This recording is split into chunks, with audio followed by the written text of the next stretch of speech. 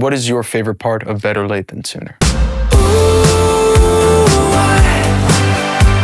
I take your heart for a dance tonight?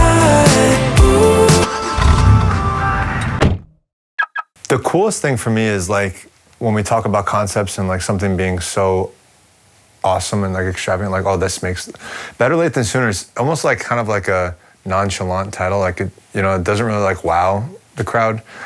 But to me, I feel like when you like think about it as a title and like a concept, it's more interesting than it presents itself.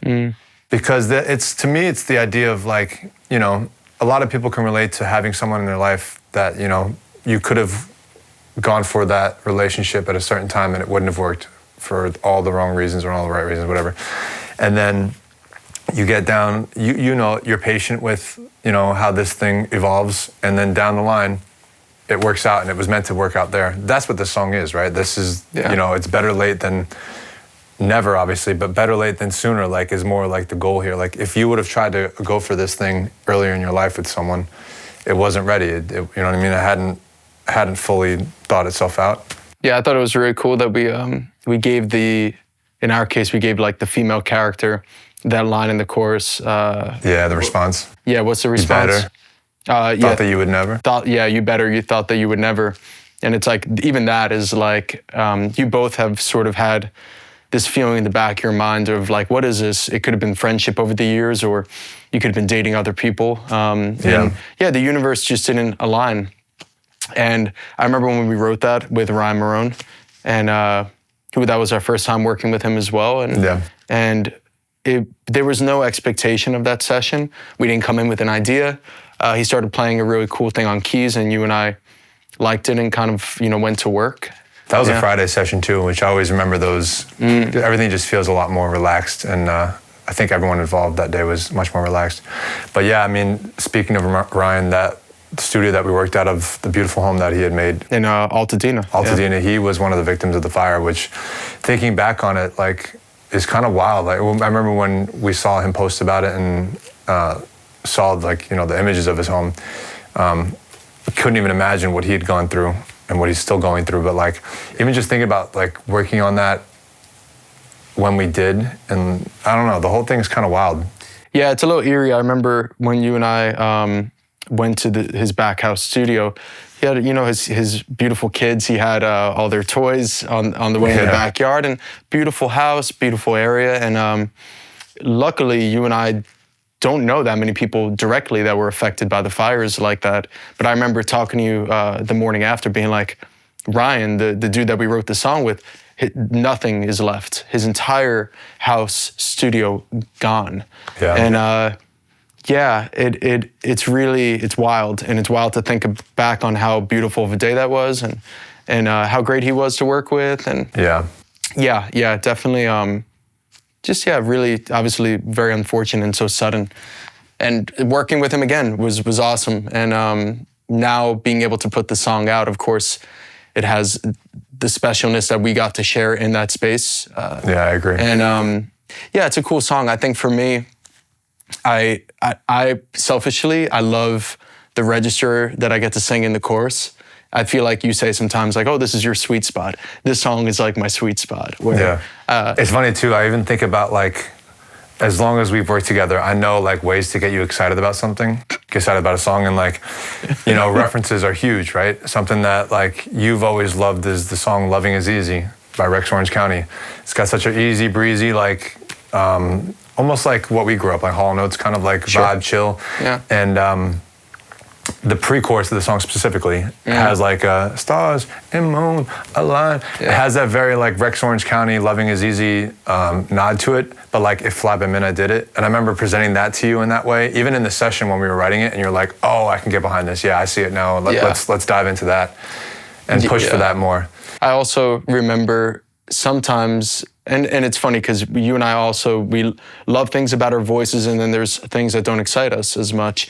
And I feel like sometimes when you sing in your really low register, and I don't want to speak for you, but sometimes it's not like the most exciting thing in the world for you. Yeah. And for me, I can't do that. So I have like such admiration for that. And this song has you like, just like in this like bellow in some spots. And it's really cool to go from that to me. It feels like this big jump, and yeah, it's just another versatile song that we get to like sort of dance around and do some different things. And now, you know, it's funny. I feel like when we wrote it, we didn't have this visualization as much. But I remember when we were recording it, we kept saying like, "This is the Napoleon Dynamite scene. This is like the John Hughes slow zoom at the prom." Gymnasium, yeah, old school. 100%. Yeah, and hopefully, full transparency, we haven't shot the visual for that yet, but that is Not the yet. goal. So I don't know when this comes out, but if it does come out and that does happen, then awesome. If not, We tried. We tried. We tried our best, and we weren't able to shoot a video. Yeah. But yeah, I'm really proud of this. I feel like it is going to be a lot of fun to do live as well. Mm-hmm. It will definitely be a romantic drop the disco ball moment.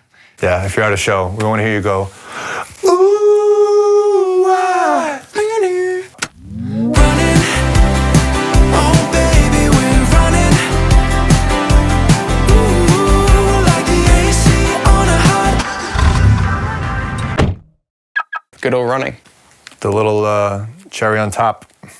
Yeah, I mean, we would wait till almost finishing the album to work on the last song on the album. And we wrote this with Rabel, who's an amazing artist in his own right, and we've been fans of for years, and getting to write it with him was cool.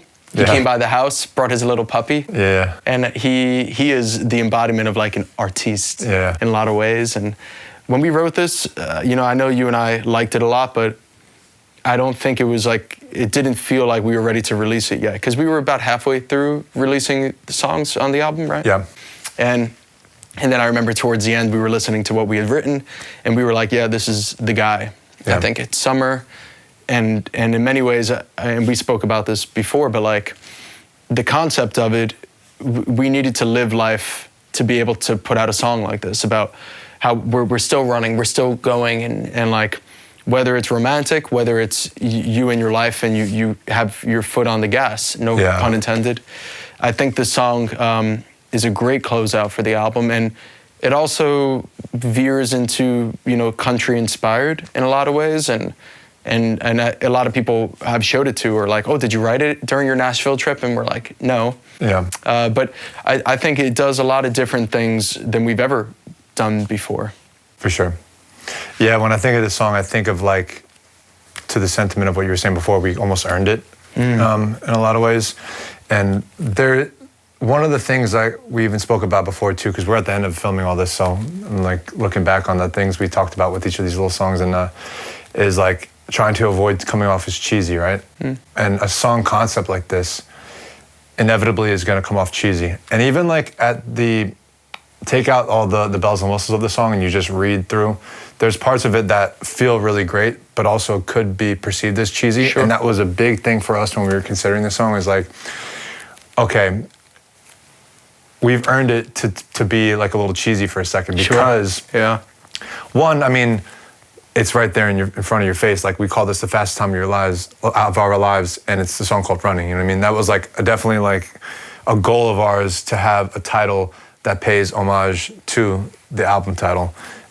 And conceptually, it just pays homage in a lot of cool ways for the goal of what we were trying to go for here. But yeah, we battled it, I feel like, pretty intensely, even talking about rewrites and the pre-chorus being the biggest one of them. Look how far we've come from the start, and I don't think we'll ever stop. Like, very simple lyric, but almost how we presented it was, we hit a wall with, and then at some point we just gave into it and accepted the fact that, look, we're at this part where, how many albums is it? 5 albums? 4 or 5 albums? Maybe now? 5 albums, yeah. Who even knows? Like, that's another testament to how fast we've been doing this, and like, we don't even know where we're at with it. But when you think about lyrics like that, I feel like the person we were, or the people we were, maybe 2-3 years ago, or even before we were both married, like, we couldn't have pulled that off and done it justice. Yeah, or I think we would have written it in a way that was like maybe too abstract, or had all these. But I mean, this is a celebration, this song, and we do get some like weirder elements in the verse that feel like our flyby, like I'll twist into your shape and stuff. And we were able to inject our own personality. But you're right. I mean, we were definitely on the fence of like rewrites. And I think at one point we realized that there's a difference between what we think is best for us or what we think is best for the song. and we sort of just gave into what the song wanted, Yeah. which was that uplifting feeling, and it's also clever writing. Like I remember when we were in the room with Rabel and we just keep running like the AC on a hot LA summer night. That's a clever lyric, and all three of us in the room were like, okay, we're unlocking it. I also just remembered, I think when I came in, I was telling Rabel that I just started running because I was training for that race. And while you were working on production, Rabel and I must have written 10 different ways we could take the idea of running. There were like so many ideas, and maybe trying a bit too hard. And I think that was a lesson for me. Like, no, when you think running, you're just going. And you're not stopping, and that's what the song became. Yeah. And I listened back to that. Also, I think that's another song that challenged my vocal, especially more the bridge stuff. And you were very patient with the 1,000 takes I probably did on it. We nailed it though, yeah, we got to it. And it has the verse. I remember we were very inspired by Bleachers and that sort of feel there. And yeah, it even, I don't know, I'm just being very specific here, but I remember coming in the evening, you were doing a lot of the tambourine stuff. And like hearing you kind of do that exit at the end, and if I was like, okay, this is the end of the album. I've always wanted to do that, by the way. The end of the, like, as soon as I heard that, We didn't need it. I needed it. I needed it.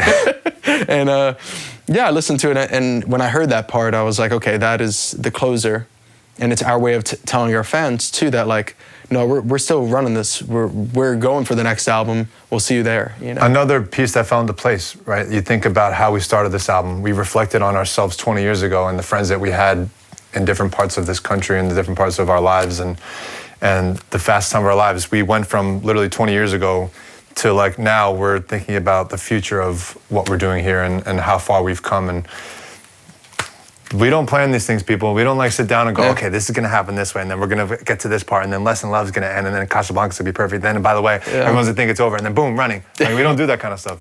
It just happens. We're gonna put the equation over your head while you're doing that, you know? Yeah. But it's cool. Even like, and we discover these things when we step back and we look at it all, right? Like as simple as putting the track list together. A lot of these things fell into our lap. The fact that that song was perfect for the end of the album, and the fact that the weather, even sonically, that they were perfect for the album that way. It's never really intentional, and it's a beautiful thing that we're able to luckily get away with it as much as we have, and this time around, hopefully, it worked. Yeah, and in a very Easter eggy way, when I listen back to it now, the whole "I don't think that we'll ever stop" thing, it can mean a lot of things to a lot of people. And again, romantic, or for you and I, like we're now just hitting our stride, I feel like, in a weird way. And yeah, we're just gonna keep running. We're just gonna keep running. And hopefully, things slow down a little bit because this is the fastest time of our lives. But very grateful to do it with you, brother. Okay, run it. Get up. We just keep Get running. up. Nah, it's cheesy as hell. I'm up. Nah, man, I'm way too cool for that shit. I'm the rock star. Come on. We just keep running. Ooh. This camera's off.